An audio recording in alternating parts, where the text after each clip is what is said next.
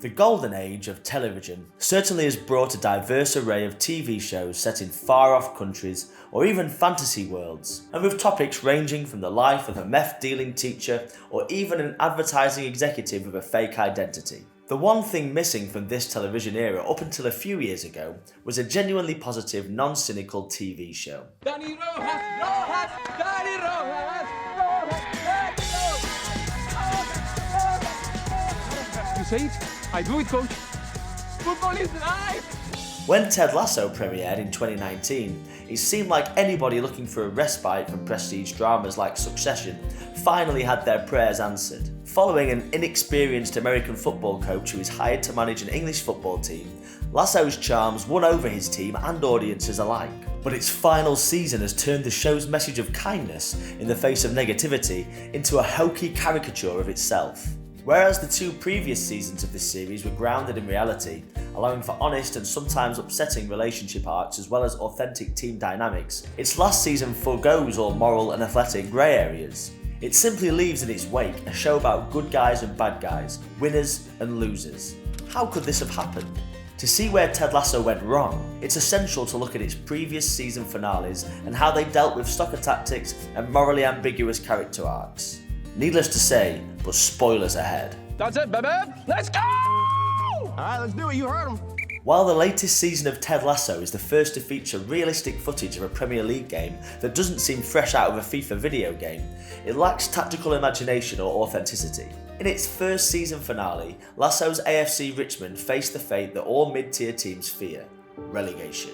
After a season of skepticism, the team and management were finally behind Ted, and the Cinderella saviour story seemed like it could write itself. In sync for the first time in the season, AFC Richmond was playing their last game of the season against Giants Manchester City, only needing a tie to save themselves. No, absolutely not. I don't want to hear about any other game going on any other place, okay? Look, we are not playing for a tie. We just need a tie, boys! We just need a tie! Come on, let's go!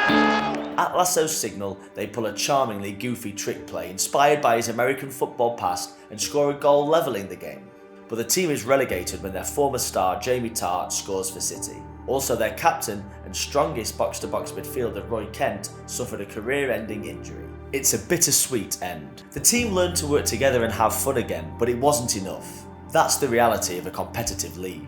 The night they were relegated, AFC Richmond gained a horde of new fans who could feel closer to this club than a team like City, who won so much it gets boring fast. This season took a different approach to the Premier League after a season-long absence in the Championship League. I'm gonna shoot y'all straight. This is bleak, you know? I mean, look at it out there. Looks like a Renaissance painting portraying masculine melancholy.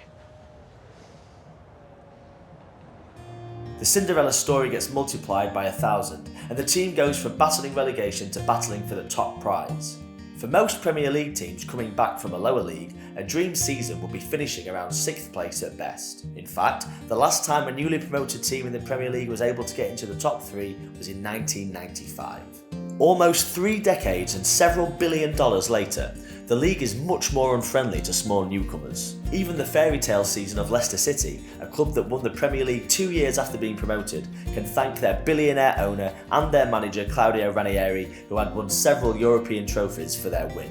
Somehow, without a billionaire in sight or a tactical genius at the helm, Richmond can only force any world-class English team into submission through sheer belief in themselves. Some managers use defensive tactics, others like pressing football, and Ted likes the Tinkerbell style. Just believe something into existence and you never have to face the harsh results outside of Neverland. Even the goofy tactics of Season 1, which made Richmond so endearing, have been thrown out in favour of unimaginative strategies any passing soccer fan could have seen coming. On a mid-season trip to Amsterdam, Ted Lasso had the most significant epiphany of his career. He realises the Dutch-born tactic total football is just what his team needs. The way I see it, we've been playing too rigid, you know? Our guys need freedom. This tactic, which has evolved through the years as Tiki-Taka, just so happens to be the go-to style of Pep Guardiola, the manager of Manchester City. It's a ham-handed, dragged out and roundabout way to declare, hey, what if we played like the best team in the league? Even though the creators tried to ground the show by having the team narrowly lose out on the league trophy, the damage is done. Somehow, the least experienced manager in England without the resources of the uber-rich teams, has been able to scare the Goliaths of the world with a torn-up Believe sign and no help from the only great tactical mind on the show. This brings us to the show's second biggest problem, its lack of character growth and all too easy resolutions, especially regarding Nate Shelley. Season 2's emotion-packed finale ended with the Wonder Kid issuing a devastating blow by leaking to the press that Ted had suffered panic attacks during a game and Nate's subsequent departure to manage their rivals West Ham United. Nate's departure was tough, not only because it hurt to see his vengeful tactics, but also because we understood them. Slowly and steadily, Nate was being pushed out. Though he used to be Ted's golden boy, the return of Roy Kent to the managerial squad left Nate in the dust. Nate had been spiralling towards self-hatred, and even his angry outbursts towards the new kitman were ignored and unpunished. He'd been trying to get Ted's attention all season by any means necessary, either through tactical genius or acting out. His pain and subsequent revenge makes sense. You made me feel like I was the most important person in the whole world. And then you abandoned me. Season 3's end has been wiped of any nuance or meaningful confrontation. The panic attacks that dogged Ted throughout Season 2 seem to have disappeared. Though he gets hit with homesickness occasionally, his mental health seems radically and magically better. I'm a work in progress. I guess he can thank his unexplainably good circumstances for improving his health without asking for any work on his part. Even Nate comes back to him without any meaningful communication from Ted himself. Nate's return is marked by a teary apology on his part and not much else. I'm sorry. I'm so sorry.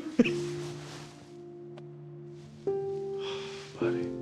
The season finale left no room for good guys with bad moments or villains with good intentions. Instead, Nate's growth is sidelined throughout the season, and he simply becomes a bad guy in need of a redemption arc.